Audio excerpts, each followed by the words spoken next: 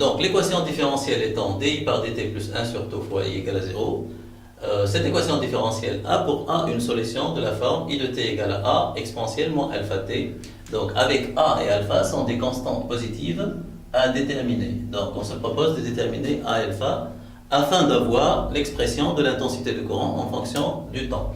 Donc pour commencer, on dispose de deux outils.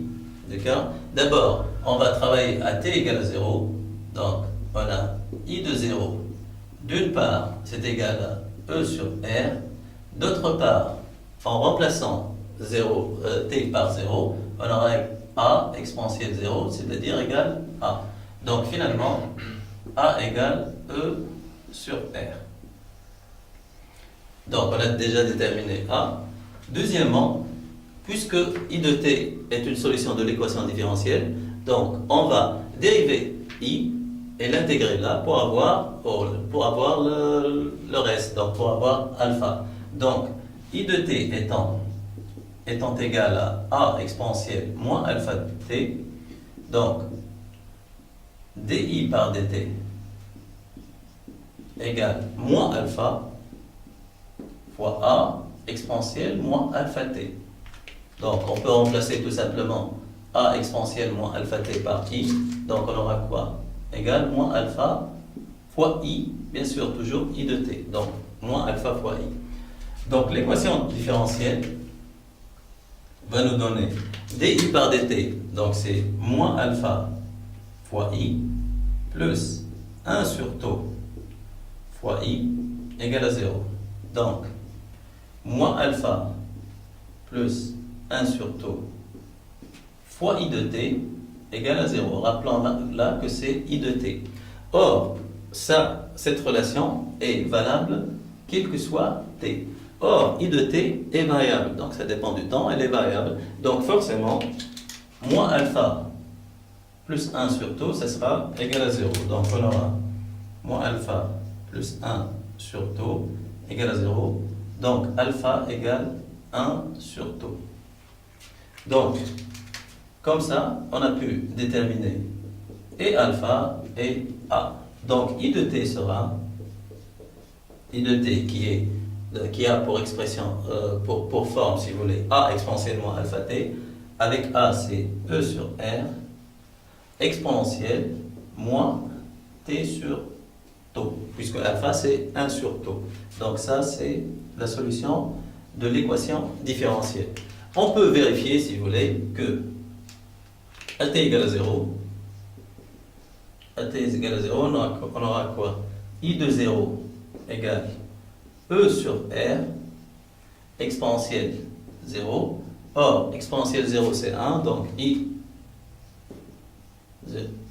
à l'instant 0 égale e sur r. Donc, on peut aussi vérifier l'allure de i de t. Donc, on a dit que ça c'est i de t, ça c'est t. À t égale à 0, i égale e sur r. Donc là c'est e sur r, à t égale à 0. Donc, lorsque t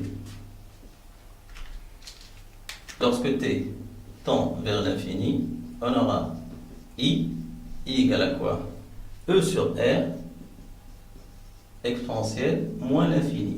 Or, exponentielle moins l'infini c'est 0, donc on aura i lorsque t tend vers l'infini est égal à 0. Donc, lorsque t tend vers l'infini, on aura i égale à 0. Puisque ça diminue en exponentielle, donc i a cette allure. Donc, cette solution est bien représentée par cette courbe, si vous voulez.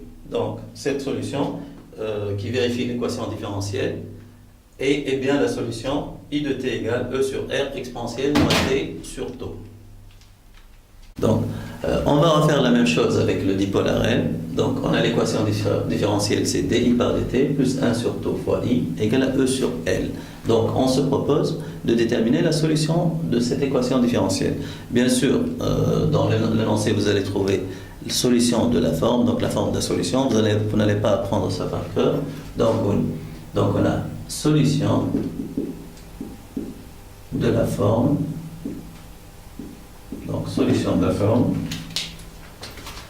i de t égale a moins b exponentielle moins alpha t. Donc, avec A, B, alpha, des constantes qu'on doit déterminer. Donc, le travail, ou bien notre tâche, c'est de déterminer A, B et alpha. Donc, comme tout à l'heure, si vous voulez, on dispose de deux outils, si vous voulez. Donc, on va travailler pour I à t égale 0. Donc, I de 0, ça sera égal à quoi? On va appliquer ça, donc ce sera A moins B exponentielle 0. Or, exponentielle 0, c'est 1, donc ce sera A moins B. D'autre part, on est dans la phase d'établissement du courant. Donc, à t égale à 0, I égale à quoi? Égale à 0. Donc, finalement, on aura quoi? A moins B. A moins B égale à 0, c'est-à-dire A égale à B. Donc, déjà, c'est déjà ça. Donc, il suffit de déterminer A et alpha. Donc, I de t, on peut écrire I de t égale à quoi? A moins A exponentielle moins alpha t. C'est-à-dire, égal à quoi? A facteur de 1 moins exponentielle moins alpha t. Mais, pour que la tâche soit plus simple, on va utiliser cette expression. Donc, le deuxième outil, c'est toujours l'équation différentielle.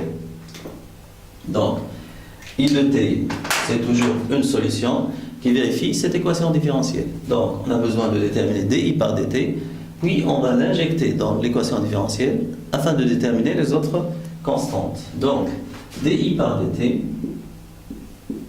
c'est égal à d par dt de I. Avec I, c'est quoi? C'est A moins A exponentielle moins alpha t. Donc, ça sera égal à quoi? A, c'est une constante. Donc, la dérivée d'une constante, elle est nulle. Donc là, j'ai un signe moins et je vais dériver E exponentielle moins alpha t. Donc là, j'aurai quoi? 0 moins dérivée de exponentielle moins alpha t, ça va me donner moins alpha. Donc, fois quoi? A exponentielle moins alpha t. Donc finalement, j'aurai quoi? C'est alpha fois A exponentielle moins alpha t. D'accord? Donc la dérivée de A moins A exponentielle moins alpha t, c'est finalement moins alpha fois moins 1. Ça fera alpha fois A exponentielle moins alpha t, puisque la dérivée de A est égale à 0, puisque c'est une constante. D'accord? Donc, l'équation différentielle va me donner ça.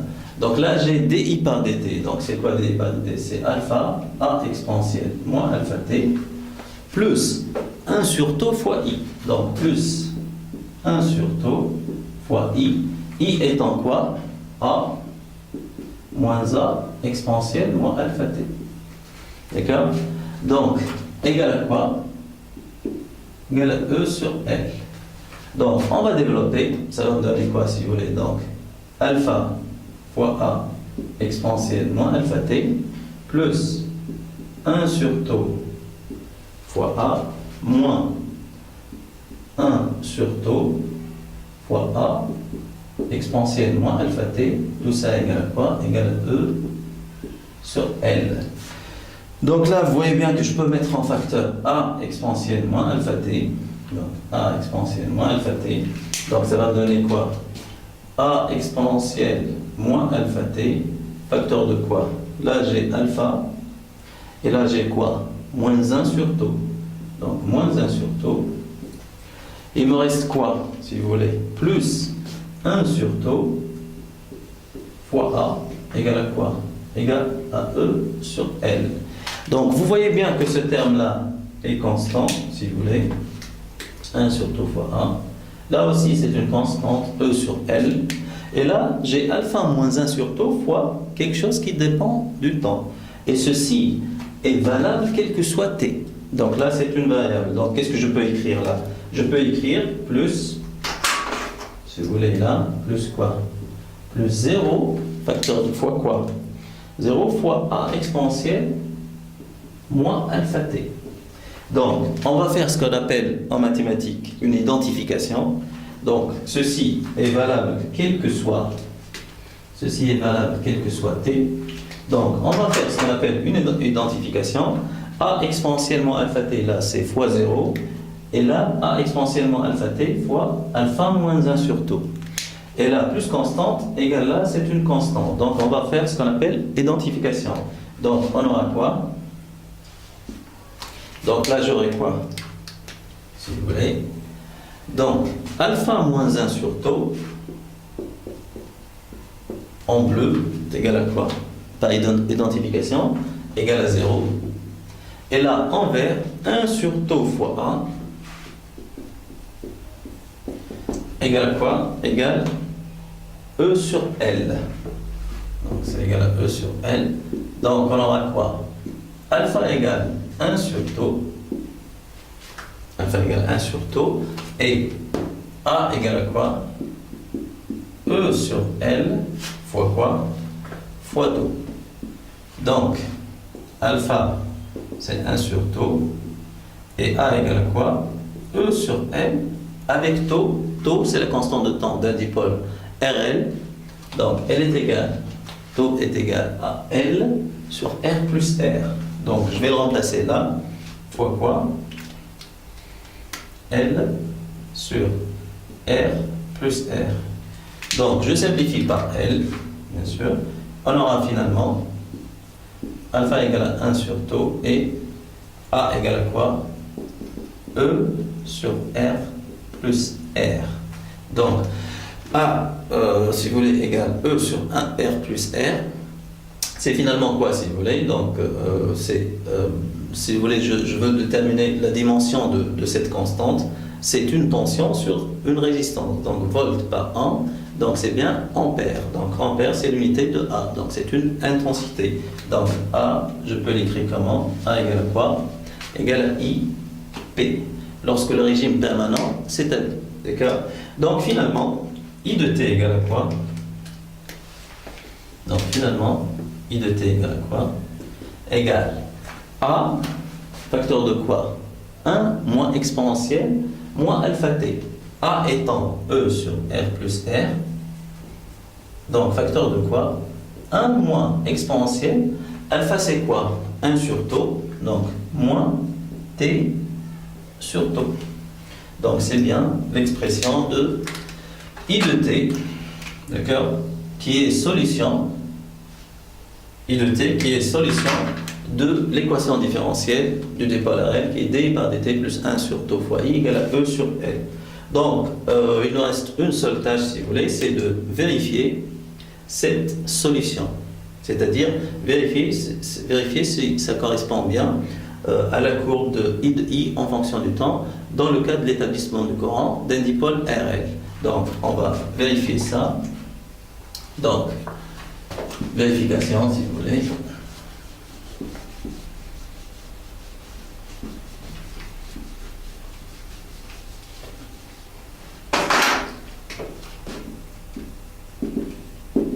Vérification. On a trouvé I de t égale E sur R plus R, ou bien IP, comme vous voulez, facteur de quoi? 1 moins exponentielle moins t sur tau. Donc, on va travailler à t égale à 0. On va voir ce qu'on peut avoir, si vous voulez. I de 0 égale à quoi? E sur R plus R, facteur de quoi? 1 moins exponentielle 0. Or, exponentielle 0, c'est combien? Exponentielle 0, c'est 1. Donc là, j'aurai quoi? I de 0 égale à 0. Donc, si je représente ça, ça c'est t. Et ça c'est quoi? C'est I de t. Donc, à t égale à 0. À t égale à 0. I égale à quoi? Égale à 0. Donc, c'est le premier point là. Et c'est bien, ça correspond bien à l'établissement du courant, parce que le courant va s'établir. D'accord? Bien sûr, avec un retard. Donc, deuxième point, lorsque t tend vers l'infini, donc on aura quoi? I de l'infini égale E sur R plus R, facteur de quoi? 1 moins exponentielle, t égale l'infini, j'aurai moins l'infini. Donc, vous savez bien que exponentielle moins l'infini tend vers 0. Donc, on aura I à l'infini égale à E sur R plus R, Facteur de 1 moins 0, c'est-à-dire fois 1. Donc I égale E sur R plus R, c'est bien l'expression de l'intensité du courant lorsque le régime permanent s'établit. Donc là, j'ai ça, c'est IP. Bien sûr, I tend vers l'infini, c'est l'infini en physique, si vous voulez, c'est l'infini là. D'accord? Parce que le courant s'établit avec un retard de temps. Donc après, au bout de 5 fois tôt, si vous voulez, au bout d'un décalage d'à peu près de 5 fois tôt, d'état t, ce décalage-là, le courant s'établit, on atteint le régime permanent, si vous voulez, en commençant par 0, et ça augmente en exponentiel, si vous voulez. Donc c'est bien l'expression, si vous voulez, c'est bien cette courbe, vérifie la solution, et ça correspond bien à la réalité. Voilà, ça c'est le décalage horaire, c'est-à-dire, on a expliqué ça, si vous voulez, le décalage horaire, c'est le retard avec lequel le courant s'établit. Donc, c'est bien la solution. Cette solution, si vous voulez, à la fois elle vérifie l'équation différentielle et à la fois elle décrit l'évolution de l'intensité du courant en fonction du temps, comme on l'a vu. Donc, merci et à bientôt, si vous voulez.